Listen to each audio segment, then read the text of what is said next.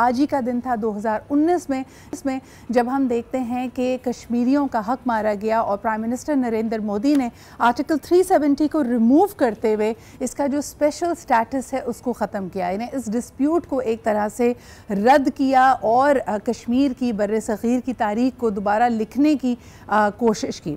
वैसे तो हम ये देखते हैं कि ये सब कुछ उन्होंने अपने इलेक्शंस में पोजीशन को स्ट्रॉन्ग करने के लिए किया कि साल से जो वादे किए गए पूरे नहीं किए जा रहे थे और वहाँ की जो एक ख़ास रैडिकल सोच है उसको उन्होंने एक तरह से अपनी तरफ संभालने के लिए, अपनी तरफ रिझाने के लिए ये कदम उठाया था।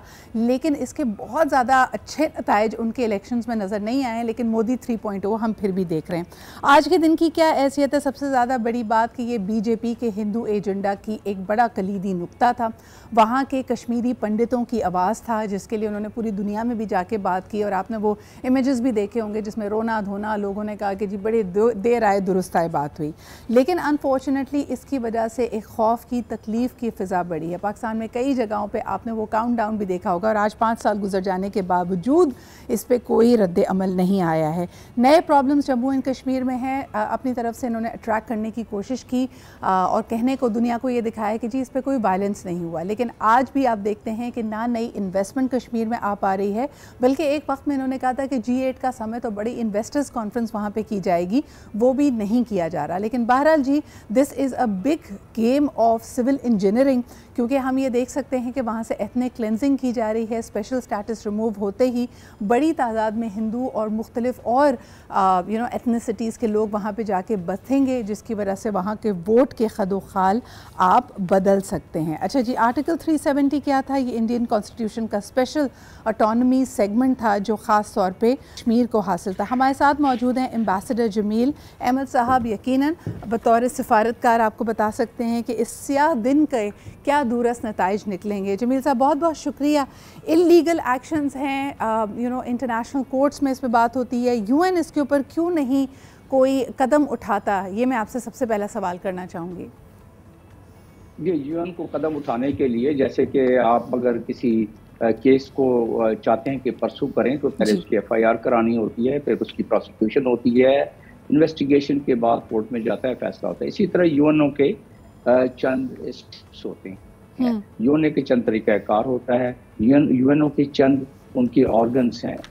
अगर सबसे ज़्यादा इम्पैक्टेबल जो ऑर्गन है वो सिक्योरिटी काउंसिल है। सिक्योरिटी काउंसिल बदकिस्मती से जो वहाँ 5 परमानेंट मेंबर हैं वीटो पावर वाले, वो जब भी ऐसी कोई बात जाती है जो कि इंडिया समझता है कि उसके खिलाफ है, तो वो अपनी लॉबिंग करके उसको वीटो करवा देता। लेकिन बाकी रास्ते खुले हुए हैं, जैसा मैंने बताया कि OIC का प्लेटफॉर्म जो कि इतना ज़्यादा फाल नहीं है, हमें मालूम है, लेकिन फिर भी हमें कोशिश करनी चाहिए क्योंकि डिप्लोमेसी नाम है, कंसिस्टेंसी का और कंटिन्यूटी का हमें करना चाहिए। उसके अलावा हम ये जो हमारे पहले से रिपोर्ट मौजूद है, human right commission, human right council, इन रिपोर्टों में हर एविडेंस मौजूद है जो हम गाहे बगाहे बात करते रहे, जो स्याह दिन के हवाले से, जो स्याह धब्बा जो इंटरनेशनल कानून पर लग गया है उसके हवाले से हम बात करते रहे हैं। लेकिन वो सारी की सारी चीज़ें उससे उन्होंने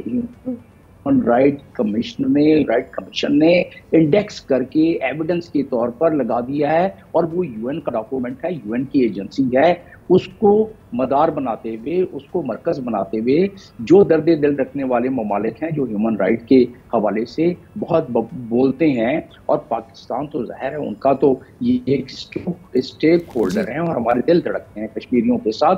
तो हमें चाहिए कि उस डॉक्यूमेंट्स न कि हम अपना 131 जमील साहब, मुझे बताइए, ये तो तमाम यानी जिस तरह मैंने शुरू में कहा कि बीजेपी की ये बहुत अरसा दराज से मांग थी, लेकिन देखिए सब चीज़ें सियासी तौर पे मोटिवेटेड होती हैं। मोदी साहब को लगता था कि उनकी मकबूलियत में इजाफा होगा राम मंदिर बनने के बाद, आर्टिकल 370 को रिवोक करने के बाद।